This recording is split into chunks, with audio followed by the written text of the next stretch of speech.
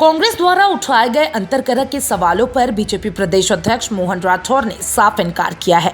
राठौर ने कहा कि उनके संगठन में कोई अंतरकलह नहीं है और कांग्रेस को अपना घर संभालने की सलाह भी दी है। उन्होंने कहा ये लोग हमारे यहाँ अंतरकलह ढूंढने की बजाय पहले अपने अंदर की लड़ाई समाप्त करें। डोटासरा और टीकाराम जूली एक दूसरे को नीचा दिखाने में लगे हैं, जबकि हमारी पार्टी में सब कुछ व्यवस्थित और ठीक चल रहा है। चलिए पूरी खबर के डिटेल के बारे में बताती हूँ। दरअसल राठौर ने कांग्रेस के उन आरोपों को भी खारिज किया जिनमें कहा गया था कि सरकार में उनके मंत्री कम प्रभावी है। उन्होंने कहा अगर उनकी ज्यादा चल रही है तो उन्हें खुश होना चाहिए कि हमारी सरकार में पारदर्शिता कितनी है। हम विकास को सबसे ऊपर रखते हैं और सभी विभागों को साफ निर्देश दिए गए हैं कि जनहित में काम तेजी से पूरा हो। उन्होंने अधिकारियों को स्पष्ट रूप से कहा कि प्रदेश का विकास सभी की सामूहिक इच्छा और प्रयास से होगा, न कि केवल किसी एक व्यक्ति के कहने से।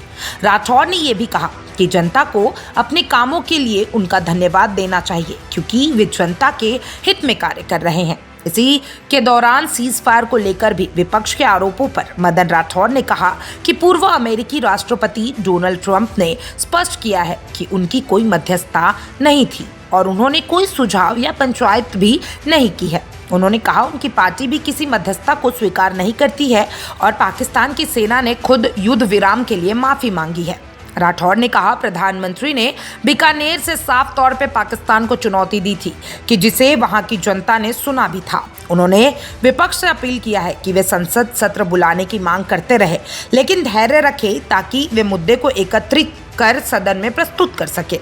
उनका कहना था कि विपक्ष के पास कोई ठोस काम नहीं है, इसलिए वे संसद सत्र बुलाने की मांग कर रहे हैं। मदन राठौर ने कांग्रेस पर देश में संविधान की हत्या करने का गंभीर आरोप भी लगाया।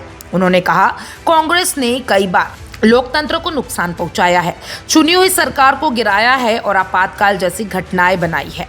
उन्होंने कहा कि भारत माता की जय बोलने वाले लोगों को गिरफ्तार कराकर कांग्रेस ने संविधान की अवमानना की है। ऐसे लोग आज हमें संविधान का पाठ पढ़ाने की कोशिश कर रहे हैं जो हास्यास्पद है।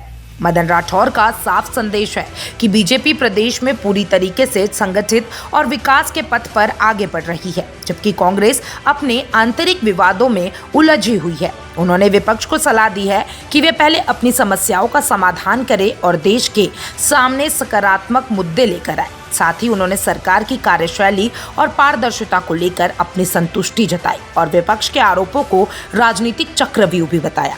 आप क्या सोचते हैं मदन राठौर के बारे में और भारतीय जनता पार्टी जो कि अब राजस्थान में है, राजस्थान में उनकी सत्ता चल रही है, उसके बारे में कमेंट बॉक्स में ज़रूर बताइएगा और तमाम ऐसे अपडेट्स के लिए चैनल 4 न्यूज़ राजस्थान के साथ बने रहें।